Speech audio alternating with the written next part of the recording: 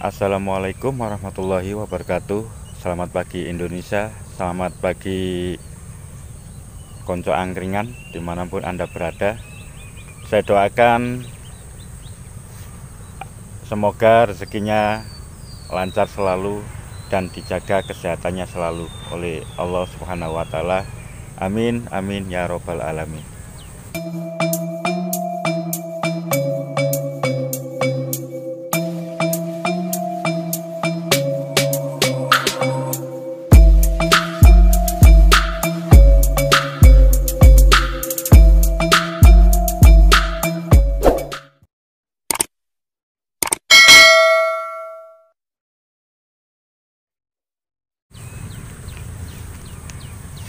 Oke teman-teman, kali ini saya berada di tengah persawahan, sedang refreshing untuk melihat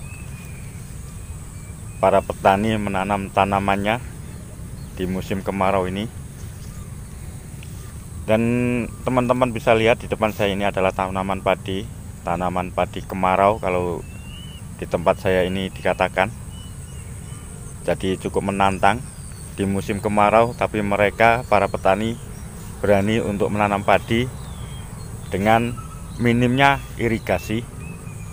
Jadi di tempat saya ini tidak ada irigasi, mereka hanya mengandalkan sumur bor,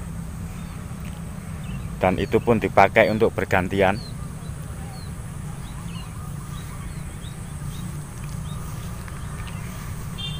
Lokasi saya saat ini berada di wilayah Gresik, paling barat, paling ujung, berbatasan dengan Lamongan. Dari tempat saya mengambil video ini kurang lebih 4 km dari laut. Jadi sebenarnya wilayah ini masih dianggap wilayah Pantura.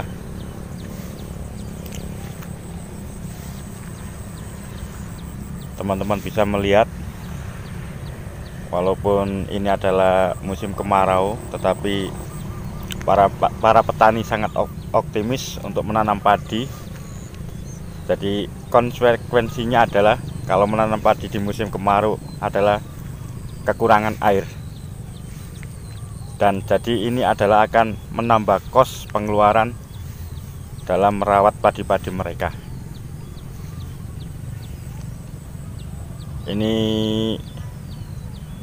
ditanam sekitar 2 hari yang lalu, sudah mau bangun, atau orang sini mengatakan sudah mau ngelilir, sudah mau tumbuh. Kalau kita lihat batang-batangnya sudah mulai menghijau.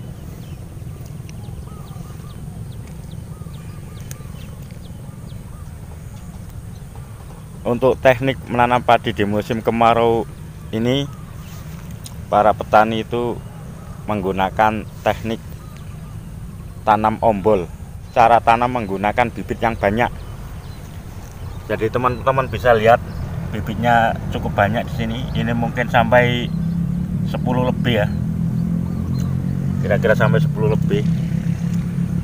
Karena di musim kemarau seperti ini biasanya padi itu tidak mau beranak atau kurang beranak karena kekurangan air. Jadi cara mengatasinya adalah menanam dengan bibit yang banyak, satu lubang tanam. Bisa dilihat, ini namanya ombol kalau di tempat saya itu, menggunakan benih yang banyak dalam satu luangan.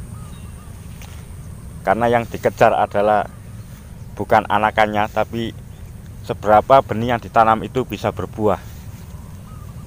Ini teknik kalau tanam di musim kemarau.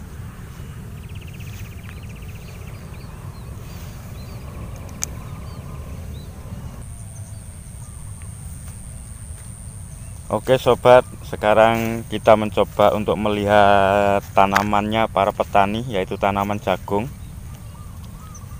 Usianya katanya tadi kurang lebih hampir 3 minggu. Dan kemarin ini jagung ini terserang suatu penyakit. Kalau di sini disebutnya serangan bule, yaitu warnanya putih. jadi seperti ini. Daun-daunnya berwarna putih. Ini bisa tumbuh tapi tidak bisa berbuah biasanya, katanya seperti itu tadi. Saya tanya pemiliknya. Penyebabnya adalah diantaranya adalah kebanyakan air karena kemarin hujan deras, dan jagung ini terendam itu sampai di sini. Terendam sampai di sini itu selama 2 hari.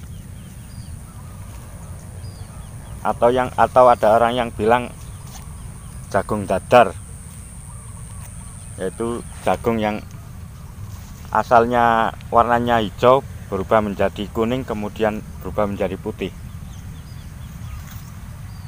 Dan ini kemarin sudah diatasi dengan memberikan pupuk NPK. Berharap pemiliknya ini, jagung ini nantinya bisa pulih dan segar kembali dan bisa panen. Bisa teman-teman lihat seperti ini, dia putih. Daun-daunnya berubah menjadi putih seperti ini. Pupusnya pun kuning-kuningan, agak keputihan. Barang tentu kalau kondisi jagung sudah seperti ini, maka kos biaya dalam perawatan jagung ini akan meningkat.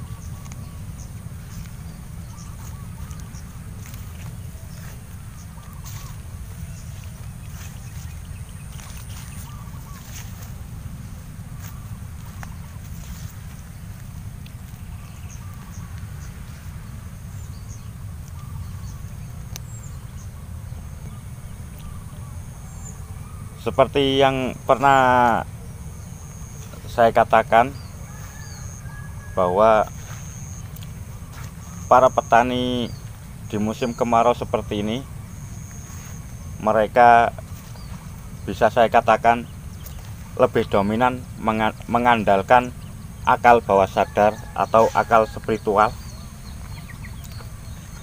Karena ketika mereka saya tanya, mereka selalu bilang semuanya diserahkan kepada Tuhan, karena Tuhan yang mengatur, dan mereka hanyalah berusaha, berikhtiar, dan semoga jagung ini nantinya bisa panen. Kalau kita mengikut hukum pertanian, hukum cara bertani, maka bertani di musim kemarau seperti ini yang minim pengairan, bahkan tidak ada pengairan, pasti mereka akan mengatakan tidak efektif dan cenderung dianggap ngawur, karena mereka tidak menggunakan perhitungan-perhitungan yang sesuai dengan aturan hukum pertanian. Itu kata mereka. Karena tidak ada dukungan pengairan yang memadai di daerah sini. Baik, Anda bisa bayangkan di sini tidak ada aliran irigasi, tapi mereka berani untuk bercocok tanam hanya mengandalkan keyakinan bahwa mereka bisa panen.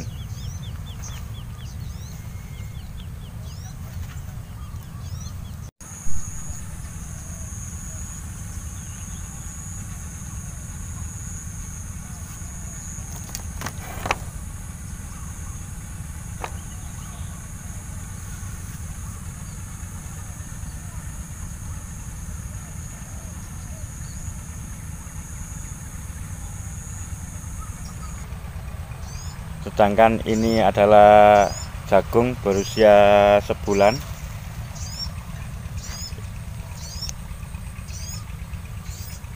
Pemiliknya cukup beruntung karena ketika tenggelam kemarin, jagung ini tetap hijau, tetap tumbuh subur, tidak terkena serangan bule, penyakit bule maksud saya. Kalau di sini mengatakan kalau terkena serangan daun putih itu dikatakan serangan bule.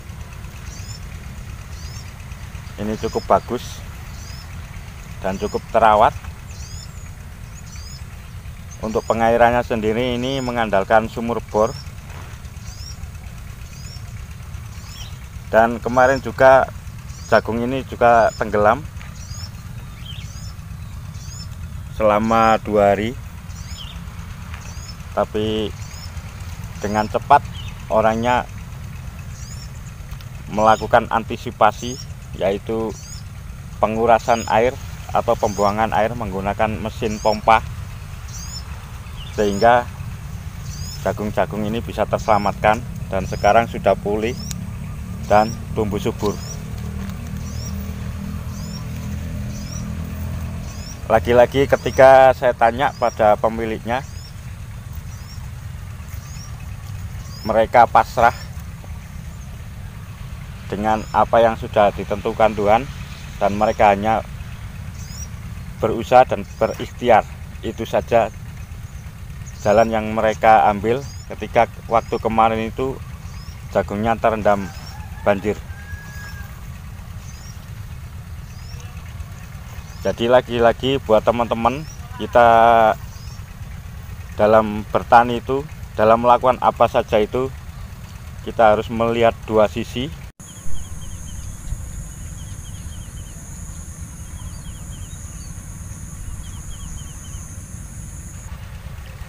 Yaitu sisi pikiran sadar dan pikiran alam bawah sadar.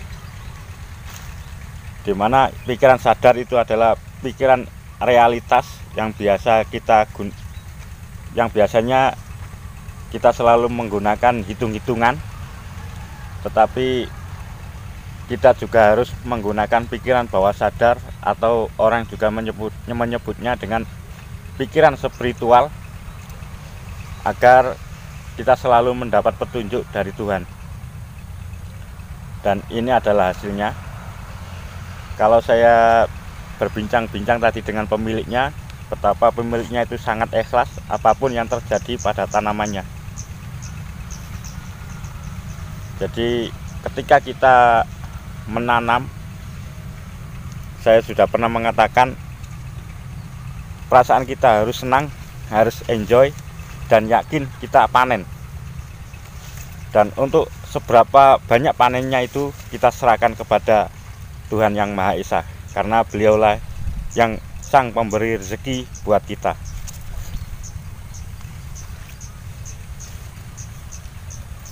Oke, sampai di sini dulu video saya. Jika ada salah kata, saya minta maaf. Dukung terus channel saya ini agar terus bisa berkembang.